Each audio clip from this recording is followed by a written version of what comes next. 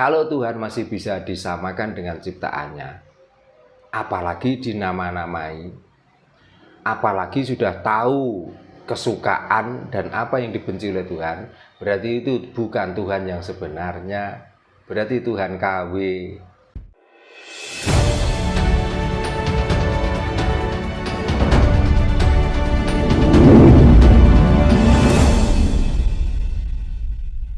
Sugeng sonten Pak Darno Nggih, sonten Rahayu.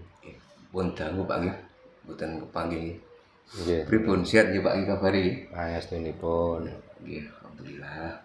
Nah, niki Pak wonten titipan pertanyaan. Nggih. Mungkin butuh pemahaman lebih dalam. Nanti bisa diulas sama Pak Darno nggih. Nggih. Kan ada istilah Gusti Allah gitu. Nggih.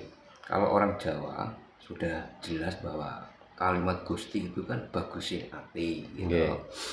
Nah, ini teman-teman ini minta sedikit untuk penjelasan dari Pak Darno. Sebenarnya Gusti Allah itu emang satu kalimat atau memang dua kalimat?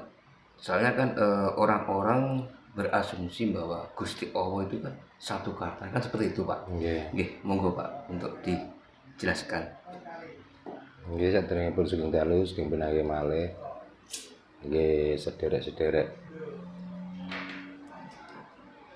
pemirsa channel Surya Alam terpundi kawula pidalem.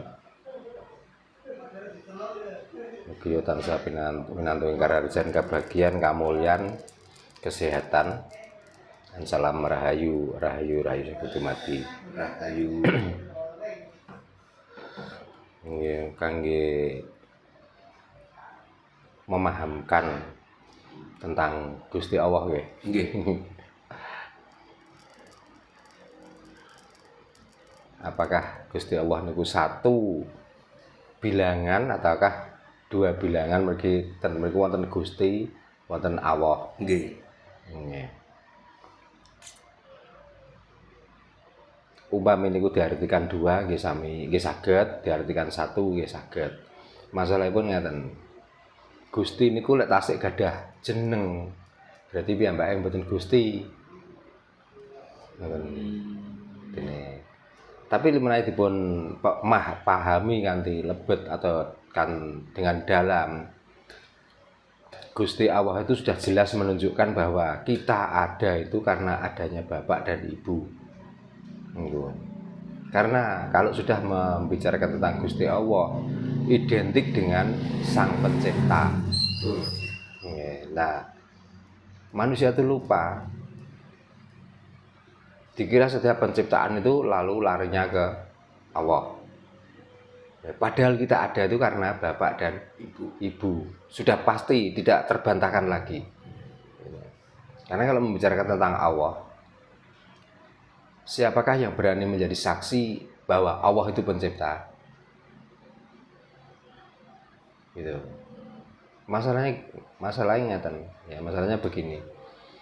Di dalam Al-Qur'an, ya, untuk mengawali membaca apapun kita diawali dengan membaca Bismillahirrahmanirrahim. Ya, dengan menyebut nama. Nah, nama itu nama Tuhan. Nah, nama Tuhan itu dilanjutkan dengan nama Allah. Jadi Tuhan itulah yang dinamai Allah. Padahal Tuhan itu adalah satu kebenaran.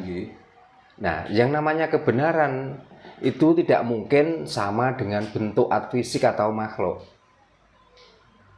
Yang namanya kebenaran, ya kebenaran atau Tuhan itulah yang dinamakan gaib. Maka setelah dinamakan gaib, maka Tuhan tidak bisa disamakan dengan ciptaannya. Disamakan saja bisa, apalagi dinamai, kan nggak mungkin. Nah, itu. Maka laisa kamitslihi syai'un, itulah yang benar.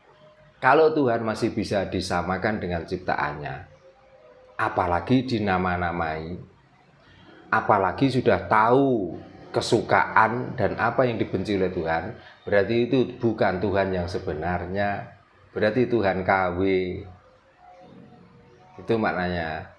Ya, jadi kalau Tuhan yang benar, karena Jawa itu sudah menjelaskan bahwa Gusti datan kena kinaya ngopo. Artinya Gusti tidak bisa disamakan dengan suatu benda, suatu bentuk, atau suatu wujud. Tapi sifat-sifatnya itulah yang menyerupai. Makanya Tuhan tidak bisa dibayangkan seperti apa, tapi sifat-sifatnya Tuhan itu kemungkinan besar seperti apa yang dipelajari atau diajarkan oleh orang Jawa itu.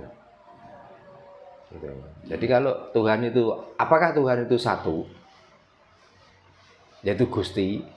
Apakah Tuhan itu Allah? Berarti ada Gusti dan Allah.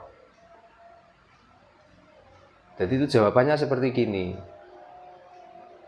Lebih duluan mana telur sama ayam? Gitu. Jadi kalau dibilang awal mula ayam adalah telur juga salah.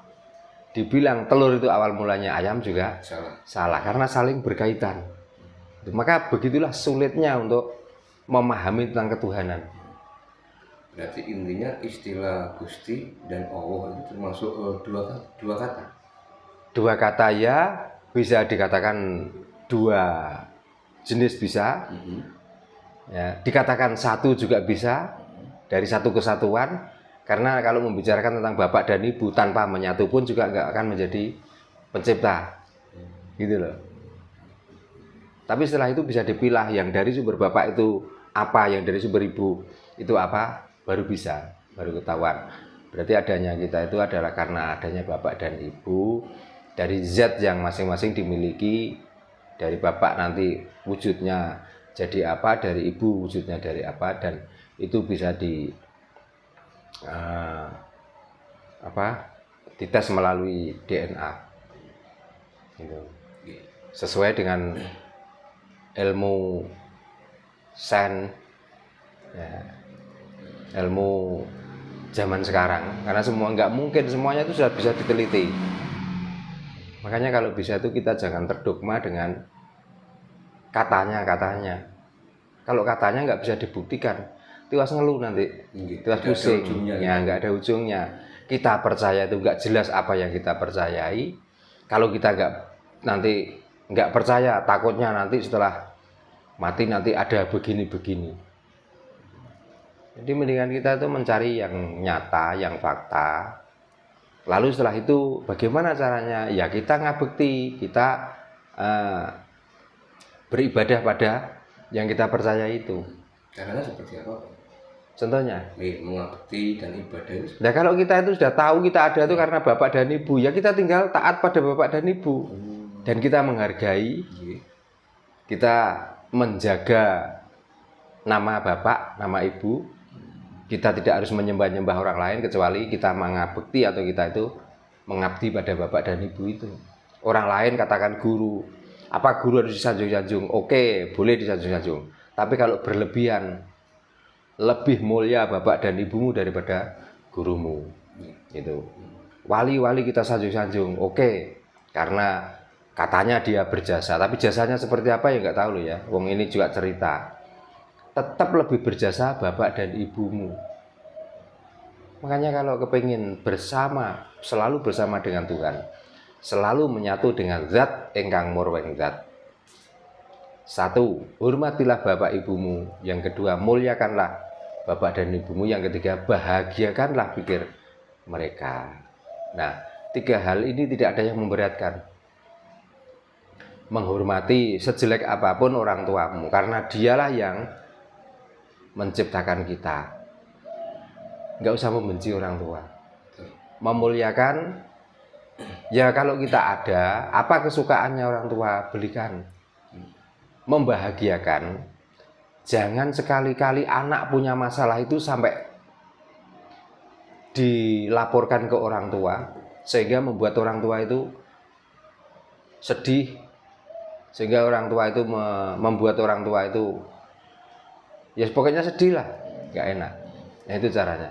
Dikala tiga ini sudah bisa melaksanakan, saya yakin dunia ini nggak ada yang tidak mungkin, semuanya mungkin. Maka orang yang jauh dari bahagia, dekat dengan malapetaka, berarti dia itu nggak bisa menghargai, tidak bisa menyenangkan, tidak bisa menghormati orang tua. Gitu. Kalau dalam istilah Jawa disebut mendem jerum ikut duri itu. Nah itu ya, makanya jangan kamu tuh menyanjung-nyanjung orang lain. Ilmu memang penting, ya, tapi dia kan hanya sarana untuk memberi ilmu atau mencerahkan pikiran kita saja. Iya. Tapi yang membuat daging, membuat darah, membuat tulang, yang merawat dari kecil sampai kita dewasa, sampai kita sukses, siapa toh? Lah orang tua. Lah, kenyataannya bagaimana sekarang? Banyak orang yang selalu mengagung-agungkan guru, banyak orang yang menyanjung-nyanjung orang yang dianggap berilmu itu, tapi sama orang tuanya sendiri tidak pernah sama sekali menghargai. Nah, itu. Makanya kalau melihat fenomena seperti ini, kelihatannya orang Nusantara ini banyak yang berilmu, tapi sebenarnya kosong dari ilmu. Nah, itu. Siapapun orangnya. Fakta Pak. Ya, fakta. Mau melakukan ritual budaya seperti apa? Ya. Kenapa kok sampai larut mengikuti ajaran orang lain, menyanjung-nyanjung tiap hari, orang tuanya diremehkan, direndahkan. Bahkan orang lain saja kalau ketemu dicium-cium tangannya. Ketemu sama orang tuanya kadang-kadang noleh aja tidak. Maka berbahagialah orang yang selalu menjunjung tinggi, bisa mikul dhuwur mendem jero orang tua.